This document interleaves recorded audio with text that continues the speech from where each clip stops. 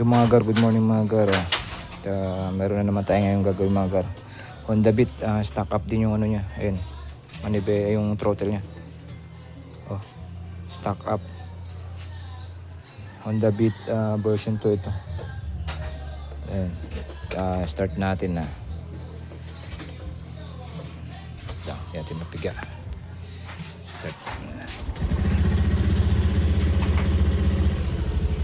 Pagka piniga siya, di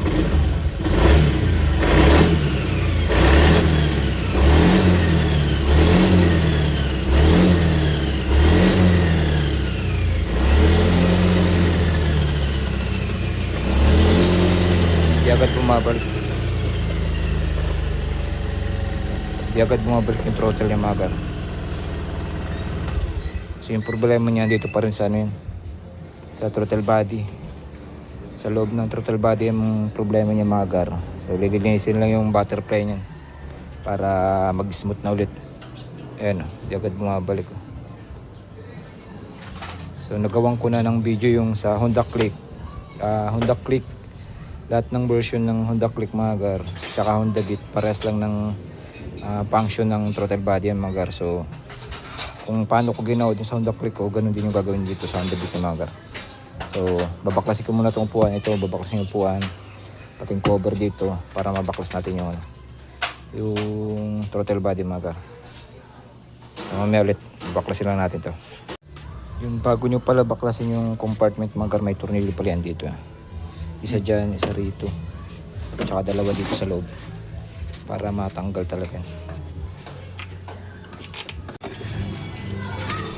Yung mga gar, pagka natanggalan nyo ng compartment, ito naman sila dun tatanggal throttle body.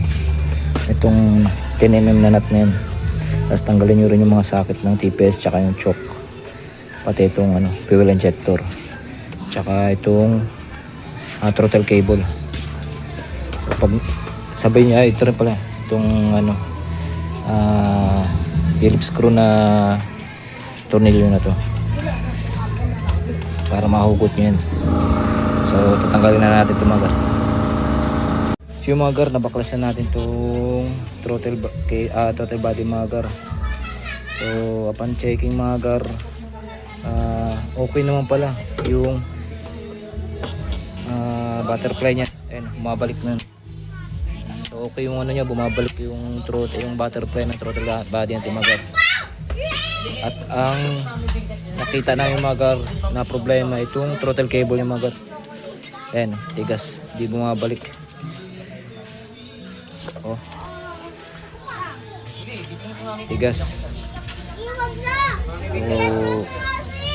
So ito ang papalitan ng mga gar.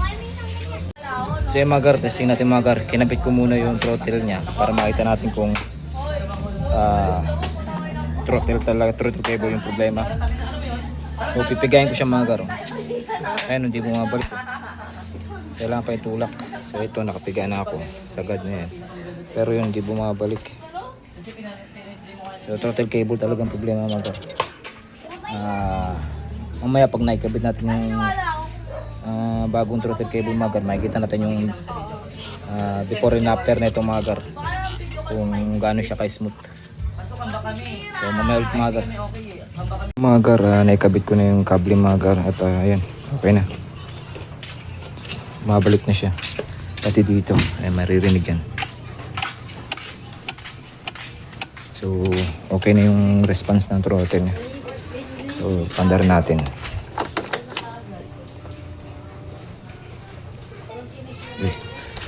Ang pigayan dito.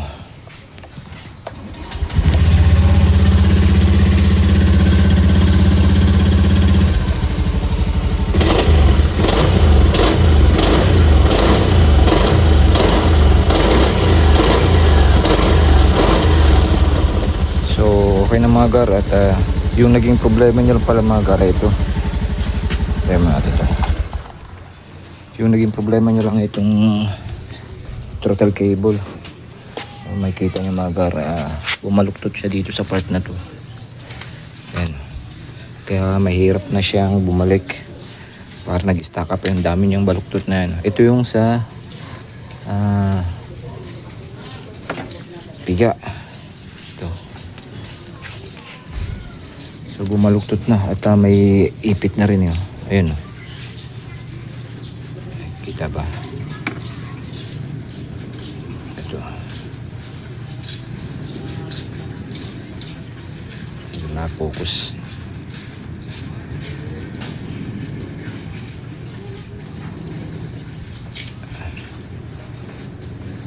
Yan, ito siya mga gar.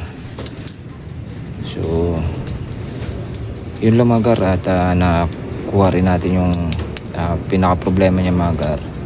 Ito lang talaga ang throttle cable. So, kapag ka ganun mga gar na-experience yung mga gar, so dito lang talaga kayo pupunta mga gar sa throttle body niya mga gar para ma-check nyo kung yung butterfly ng throttle body ang problema or yung throttle cable. Kasi hindi nyo rin ma-check kung dito lang kayo mag-check mga gar. So dito talaga para malaman nyo kung alin sa dalawa yung may problema. So testing ulit natin. Tiga lang.